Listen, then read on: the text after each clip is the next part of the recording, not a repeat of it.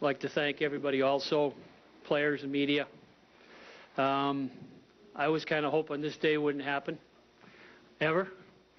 When you have a player like this, you never want him to retire. But there's always a special person that makes a lot of things happen for a player like this. And before I get into Al, I'd just like to talk a little bit about his family and Jackie. To play 23 years in this business, he had to have somebody beside him that was making sure that he could get ready to play and do the things that he had to do during and before the game and off the ice. And we all know in the sporting world, we all have a better half, and Jackie was just tremendous. And Al has had a chance the last couple years to probably spend a little bit more time with his family. And we know if you've done a few things that your wife does, taking the kids early in the morning to the rink or to school, picking them up, the schedule they keep. I was hoping selfishly after Al got a look at that schedule that he would say, I don't want anything to do with that, I'm going to play another year. But you know, people that know Jackie and his kids and his family, just first class. We all know Mr. Caron, the professor. That's the reason Al's here. Ron knew exactly what he was getting, a great player. And he also knew when he brought him in here that he had a better person than a player. And that's one phrase that's used in sports, but I truly mean that defines Al MacInnis. John talked a little bit about the shot. I was talking to Al the other day. You know, he said to me, people thought that, I was God-given with this shot. And John is right. He pounded the side of the barn, the doors. I'm sure he woke a lot of people up early in the morning with that shot. I'm sure he also wouldn't let people sleep at night, the time he spent. But Al was a self-made person, and he made himself a player over the time, the 23 years. And he had the ability, not just for him individually, but he had the ability to take a team, an individual beside him, and bring them to another level as a group. And that's special. Not a lot of us have that.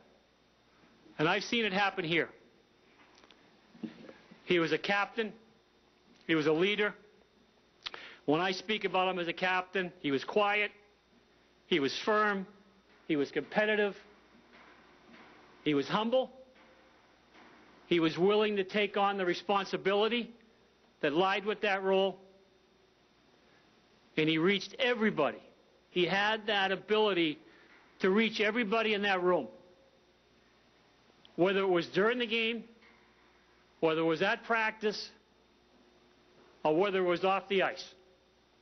And he could do it as a group, and he could do it with the individual. It was special. Self-example.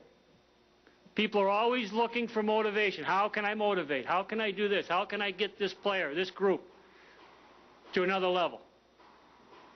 Self-motivation is the best. And Al had that. He played through injuries. He made himself focused, prepared. Nobody was better than that.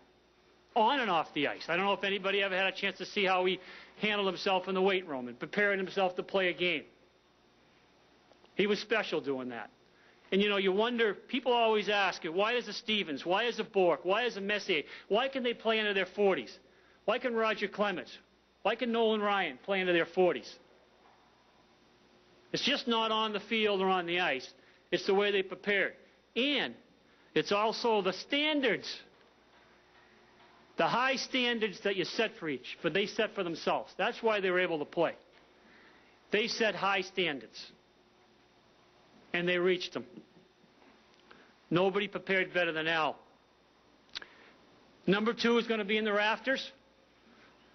The sweater. He's going to stay with the organization for a long time. And I'd like to personally thank Al for everything he's done for this city, for the fans, from the organization, from myself, from Bill and Nancy Laurie. And I also thank him from the hockey world. What he's given to the hockey world for the last 23 years, we're going to miss it, and we're going to be the lucky ones here to have him not only in hockey operations, but in the community, and be part of this community for a long time, he and his family. I want to thank him, and now, all the best. Thanks, Larry. Thank you. Al, you want to? Your turn.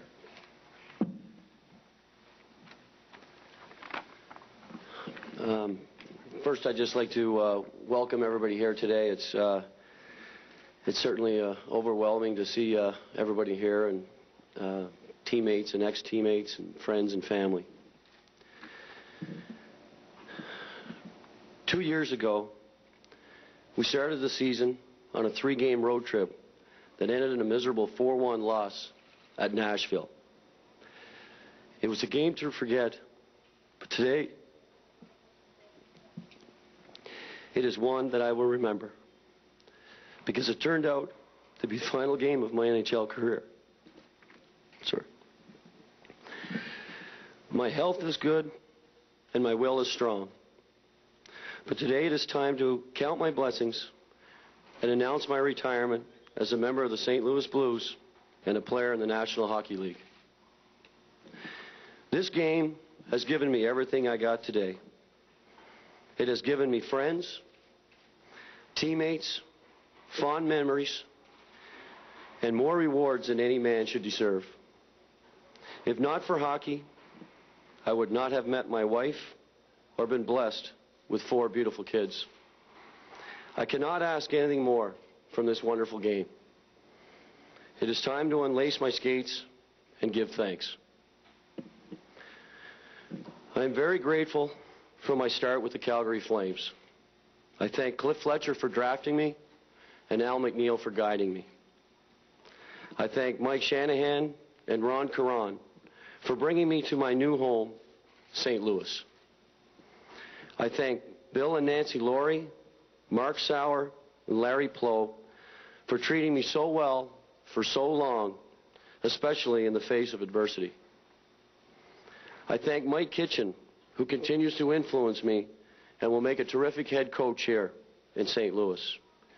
And to all the coaches I've skated for in the NHL, thank you for making a difference in my career.